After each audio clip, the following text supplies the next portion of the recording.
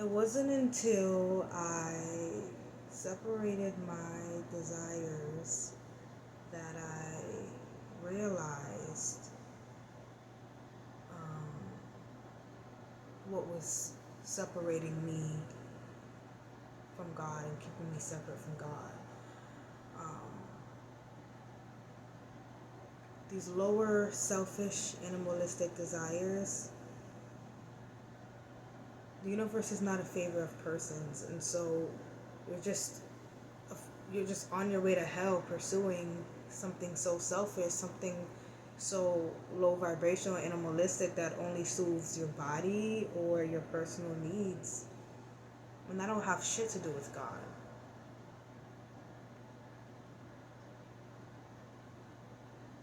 When I got real with myself and I tapped into my vulnerability, like, okay, what am I longing for? What do I actually want?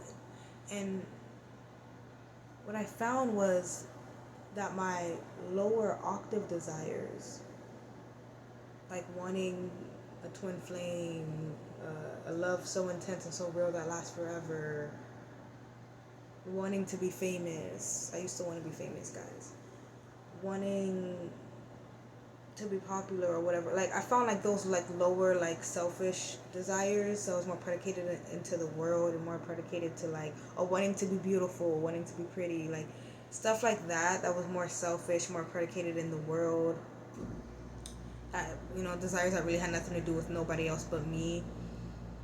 They branched off of like my real actual desires. Like, they just developed from the desire, from what I actually wanted, like my true desires, which were my higher octave desires, which is like usually what we want, as a kid, but for some reason couldn't get, so we kind of just like shoved it down, locked it away in a box somewhere.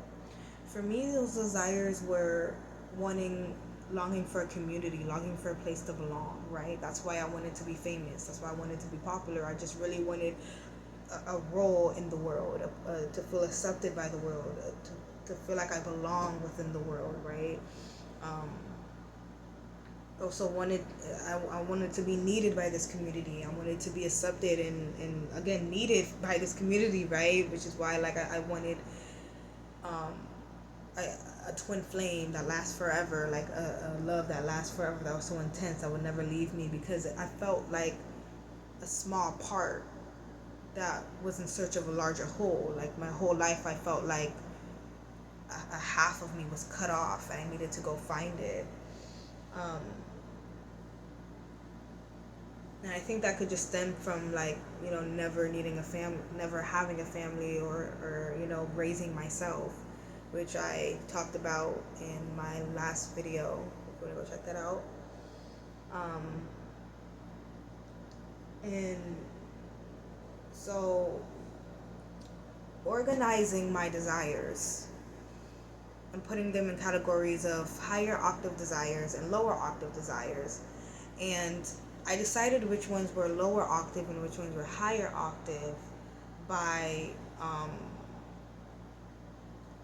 the ones that were higher octave desires. Those were the desires that had to do with like other people, that included other people, that were less selfish, that was less predicated in the world, um, and that would benefit everyone, not just me, right? Um, and doing that again, it helped bring a sense of acceptance. It brought me closer to God. um, and what was I gonna say? It helped me find peace. It helped me find peace, right? That's the biggest takeaway, was that it helped me find peace, because I was like, okay, now I know what I actually want, and I know myself. And so putting these two together, it was now sort of just a waiting game, and just trusting divine timing, spending time with God, trusting God, all possibilities, and just waiting for that shit to manifest, right? Just a waiting game. And just during that in between time, during this wait, right, while waiting for it to come, obviously it's not gonna magically just happen, right? No, I'm spending time with God. I'm seeing it in my head. I'm daydreaming about it, and naturally it's going to naturally it, I'm going it's going to inspire me, I should say, right, to do something in the 3D world, to make it, to bring it more down here, right? And that's really just the creature, right, that I've made in my head. That's really just the creature trying to manifest itself down here through me. Hence why I feel like I might get an idea, or I might be like, man, let me get up and, like, when I'm done daydreaming, or while in the middle of me daydreaming, like I might be like, man, let me get up and do this, right? So like that's really just the creature, the imagination, right, trying to manifest and bring itself down here through me, right?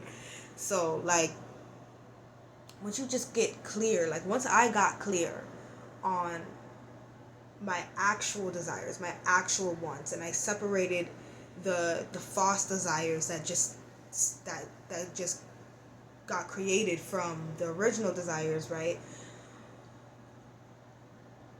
It was just such a peace that came. It was just such a peace that came with that, and it was just like brought me closer to God, and just it's great. It really is great. Like it really is honestly just a waiting game now, and like it just brought me at peace. It's great, really. Um, and yeah, divine timing is everything. So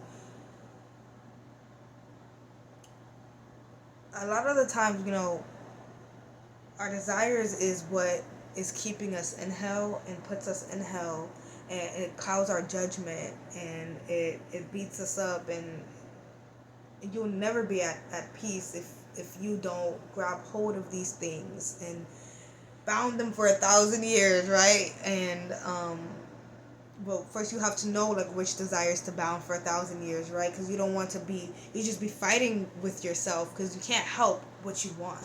You know what I'm saying? Like you can't help your desire. You're gonna desire it. That's why you have to bind the bad ones for 1,000 years, right? Just like a month or so this lifetime, right? In your time, right? Just like a month or so, but like bound them, right? Get rid of the bad ones. Not get rid of them, because you're always gonna like, just like a man's urge for sex or whatever. Like doesn't matter how spiritual you are, you're always gonna get horny. Like, you know what I'm saying? You're always gonna desire that. So you can't get rid of it, but you could just bind them for 1,000 years. Meaning like you can bound them for 1,000 years, meaning just like completely separate from it, completely detach from it. Give it no energy, give it no power. And just focus on the higher octave desires. It's impossible to not have any fucking desires at all. Like that's not fucking, like that's not realistic. That's not. You can't just not want anything. Like it's just not realistic. And you might go through a period where you don't want anything, but you're definitely not gonna stay like that forever. You're gonna reach a point where you're gonna desire something. So it's just about knowing how to control these things, knowing how to keep these things under bay, so that way they're not, keeping your head under a cloud, and now you're just all confuzzled and confused, and you're trapped, and you have all these lights and you can't see, and you're blinded, and you're in hell. No, like you gotta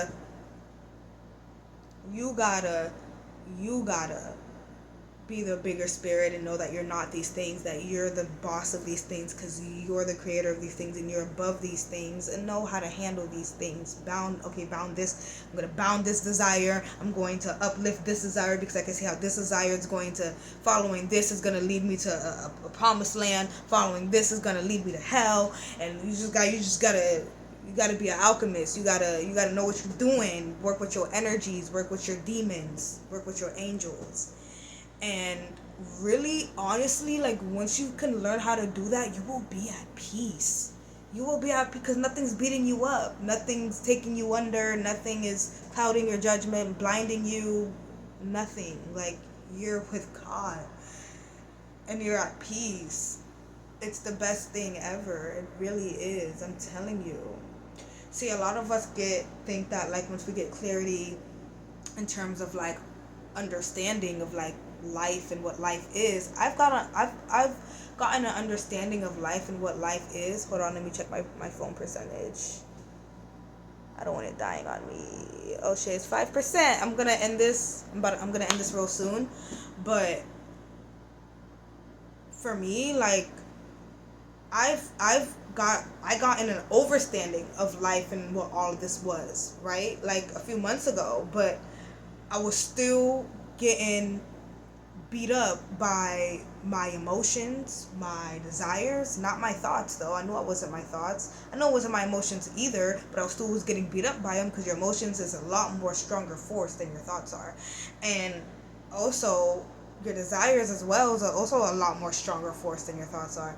And like I was still getting beat up by them and stuff. I haven't mastered myself in the sense of my energies, my demons, and really became a strong spiritual person in terms of like, no, like I'm gonna bound this desire for 1,000 fucking years. I meaning like this is like self-discipline. Like I'm not gonna masturbate. I'm gonna rise above that, and I'm going to cater to this desire instead, this higher desire, which is wanting a family. I'm gonna work on creating a family and bound this desire to smoke. I used to like love like drugs and shit because it would I hated this. I was very depressed, so I would use drugs to cope, and it was like, no, I'm going to bound that addiction for 1,000 years, and I'm going to focus on being more vulnerable. It was like I had to be strong, you know what I'm saying? Like, and I had to use that conviction and work with my energies and just know that I'm the fucking creator. Like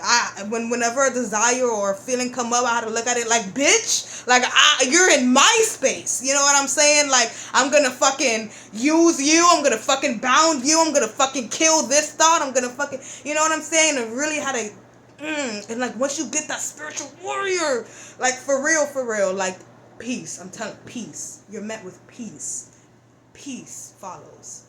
Peace follows, and it's beautiful. It's beautiful.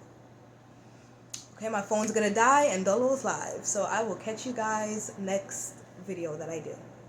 Thank you for tuning in, and bye.